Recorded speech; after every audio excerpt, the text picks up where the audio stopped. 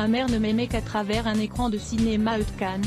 En cette soirée de mai 1997, Luc Besson joue gros, il est venu présenter Le Cinquième élément, un film de science-fiction qui devrait le consacrer internationalement. Dans ce blockbuster esthétisant, Mai Wen, jeune comédienne, incarne une cantatrice extraterrestre à l'aura hypnotique. Depuis 5 ans, elle est mariée avec le célèbre réalisateur de Léon, qui lui a donné une fille, Shanna, mais ce printemps s'apparente à l'hiver de leur histoire. Comme s'il avait rayé la jeune femme de sa vie, Besson ne l'invite même pas à assister à la projo du film. J'étais à la réception de l'hôtel et j'attendais que l'on vienne me chercher. Personne n'est jamais venu, se souvient-elle. Le Figaro Madame, novembre 2012. Soir-là, Luc Besson a décidé de s'afficher avec sa nouvelle muse, Milla Jovovich. Le message semble clair. Pourtant, Mai Wen ne lâche pas l'affaire.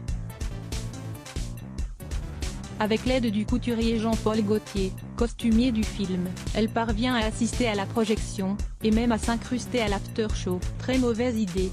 Lors de la soirée, les célébrités présentes ne lui adressent pas la parole, comme si une cruelle consigne avait été donnée. De son côté, Besson ne quitte pas Milla Jovovich d'un pouce et ignore son épouse. L'humiliation est totale mais la leçon est assimilée, plus jamais elle ne sera une femme de. C'est un boxeur, remarque à son sujet Claude Lelouch, qu'il a dirigé dans Les Parisiens, 2004. Comprenez, elle prend des nions mais revient invariablement à la charge. En bon explorateur des âmes, le réalisateur des uns et les autres a parfaitement saisi la fêlure de la jeune femme. L'enfance de Mai Wen a été chaotique. Son père breton vietnamien à la main leste et sa mère, d'origine kabyle, est une actrice qui ne perce pas. Résultat, elle projette ses frustrations sur sa fille aînée. Ma mère ne m'aimait qu'à travers un écran de cinéma, résumera-t-elle à Thierry Ardisson en 2001. Mai Wen est née en 1976, a grandi dans le quartier populaire de Belleville, à Paris, avec ses 5 frères et sœurs. Dès l'âge de 3 ans, elle parcourt les castings, feignant une réelle conviction sous l'autorité d'une maman ultra motivée. Elle débute alors dans L'année prochaine, Si tout va bien, de Jean-Louis Hubert. À 5 ans, elle fait une apparition dans Hippolyte, d'Antoine Vitez. À 7 ans, elle est Isabelle Adjani jeune dans L'été meurtrier. À 15 ans, elle décroche son premier grand rôle dans La gamine, d'Hervé Palu, avec Johnny Hallyday. Filmographie L'été meurtrier, dans ce film des années 80 de Jean Becker, elle joue le personnage incarné par Isabelle Adjani enfant. Celle-ci devient une figure tutélaire pour Mai Wen. La famille Ramdam, le grand public la découvre vraiment dans cette sitcom de M6 qui se veut un Cosby Show français à la sauce algérienne. Un projet trop visionnaire pour l'époque. La gamine, un film populaire d'Hervé Palu dans lequel elle tient un premier rôle face à Johnny Hallyday. Censé la lancer, il se révélera un échec public et critique. Le cinquième élément, dans cette première superproduction de science-fiction signée Luc Besson, elle apparaît grimée en diva extraterrestre, fatale et bleue. Aux tensions, elle refait surface dans ce thriller horrifique plutôt réussi filmé par Alexandre Aja. L'occasion pour Mai Wen de donner la réplique à Cécile de France et Philippe Naon. Pardonnez-moi, sa première réalisation prend la forme d'un documentaire, dans lequel elle règle ses comptes avec ses parents toxiques, un film coup de poing qu'il impose dans le cinéma français. Le bal des actrices, plus léger, ce film explore le milieu des actrices françaises avec humour et causticité, un succès populaire porté par un casting premium où le gratin des comédiennes est convoqué. Police, le quotidien rarement évoqué de policiers de la BPM, Brigade de protection des mineurs. Un film âpre qui évoque sans phare la maltraitance de l'enfance. Son film le plus personnel ? Mon roi, retour à l'autofiction où elle revient sur sa relation bouillonnante avec Jean-Yves Lefeur, homme d'affaires, jet-setter et playboy international, avec Vincent Cassel. ADN, dans son dernier opus, elle se met en scène à la recherche de son identité.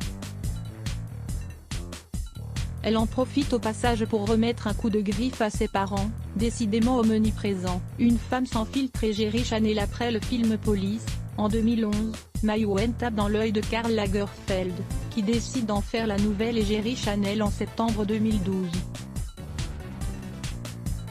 Depuis cette date, la collaboration entre l'actrice réalisatrice et la marque se porte bien, comme on a pu le constater en septembre 2020, quand Mai Wen était au festival de Deauville pour y présenter son dernier film, ADN.#Métaux.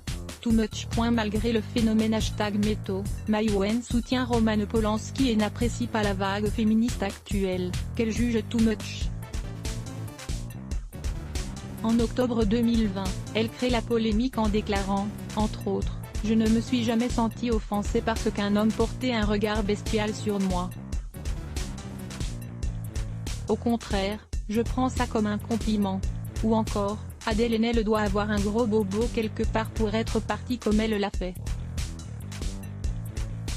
Le politiquement correct dans ce milieu, aujourd'hui, exige de se déclarer pour elle.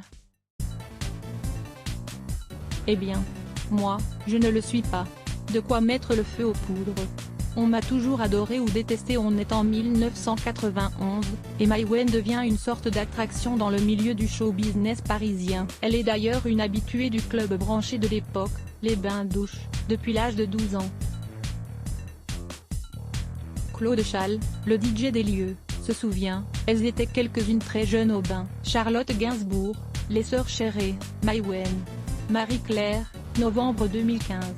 La même année, elle rencontre Luc Besson au Fouquet, un soir de César. Le réalisateur est ému. Anne Parillaud, sa compagne, vient de rafler le César de la meilleure actrice pour Nikita, ce qui n'empêchera pas le cinéaste de tomber raide dingue amoureux de la jeune et espiègle Mai Wen 2 heures plus tard. Besson embarque sa nouvelle muse à Los Angeles, mais celle-ci sombre peu à peu dans le quotidien d'une desperate housewife. Elle essaie alors à la réalisation. Luc ne m'a pas aidé à devenir réalisatrice. Le premier court-métrage que j'ai écrit, il m'a fait comprendre qu'il était nul et qu'il fallait que j'arrête, se souvient-elle dans Paris Match, août 2017. Besson conseille plutôt à son épouse de réaliser des vidéos d'aérobic comme celle de Cindy Crawford, qui cartonne à l'époque. La rupture avec le cinéaste sera dure à encaisser. Déprimée, Mai Wen est tentée de sombrer dans la drogue, l'alcool ou la boulimie. Le monde du cinéma l'a oubliée, et la voilà contrainte de recommencer tout à zéro. Pour payer les factures, j'ai fait plein de pubs à l'étranger, parfois dans des tenues ridicules, mais aussi été l'assistante de Smile, fait des boulots de traductrice français-anglais, j'ai été assistante chez Jean-Paul Gaultier. Il y a eu des vagues où je travaillais moins que d'autres, et où ma sœur, la comédienne Isilde Lebesco, s'est, elle, mise à enchaîner. Paris Match, août 2017. Elle se ressaisit en 1998, prend des cours de comédie, et, en 2001, elle autofinance un one-woman show d'autofiction baptisé Le Pois Chiche, qui va la faire passer d'ex-starlet Lolita femme de artiste à part entière, ayant beaucoup de choses à déclarer. Son nouveau compagnon, l'homme d'affaires et jet-setteur Jean-Yves Lefeur, l'incite à réaliser un premier long-métrage. Ce sera Pardonnez-moi en 2006, qui imposera le style qu'elle ne cessera de décliner, un cinéma quasi-documentaire, entre Piala et Lelouch, dans lequel elle règle ses comptes avec sa famille, comme aussi, récemment, dans ADN, avec son ex, Jean-Yves Lefeur, Mon Roi, ou avec le milieu du cinéma, le bal des actrices, tout en traitant la question de la maltraitance des mineurs en filigrane ou frontalement, Police. Dès lors, chaque film devient un événement divisant les critiques et le public, mais suscitant le débat. À l'image de Mai Wen elle-même, désormais une sorte de grande gueule du cinéma français, n'hésitant pas à prendre des positions pas forcément dans l'air du temps, quitte à déplaire parfois, voire encadrer, excessive mais courageuse, l'actrice réalisatrice a parfaitement résumé les choses dans les colonnes du magazine Elle en septembre 2017, On m'a toujours adoré ou détesté. Une question d'ADN, sans doute. Son clash avec Julie Gaillet en 2013, Julie Gaillet réalise un documentaire, Cinéaste ES, qui évoque les femmes réalisatrices, dont Mai Wen. Problème, celle-ci avait refusé d'y figurer. Mais Uli Gaillet décide de passer outre en utilisant d'autres images déjà tournées. Furibarde, Mai Wen lui envoie un SMS plutôt cash: c'est simple, je vais venir t'égorger de mes propres mains si tu ne vires pas ma séquence. Un peu brutal. Je crois qu'à l'époque elle était déjà avec François Hollande, je crois que je ne le savais pas. En tout cas, j'ai trouvé qu'elle était très en confiance, expliquera Mai Wen sur le plateau du Grand Journal, Canal+, en 2015. Ses amoureux Luc Besson, Jean-Yves Le Fur, et Staren 1991. Un soir de cérémonie des Césars, Mai Wen rencontre Luc Besson au Fouquet.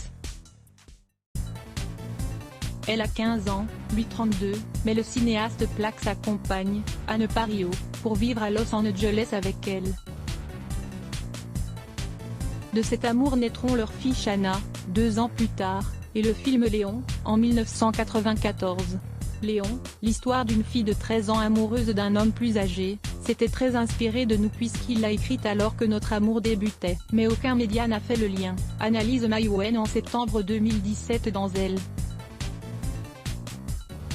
De 2002 à 2004, elle vit avec l'homme d'affaires et playboy international Jean-Yves Le Fur, ex de Karen Mulder et de Stéphanie de Monaco. Cette relation donnera naissance à leur fils Diego, en 2003, et un film, Mon Roi, en 2015, dans lequel elle brosse le portrait de son ex, incarné par Vincent Cassel.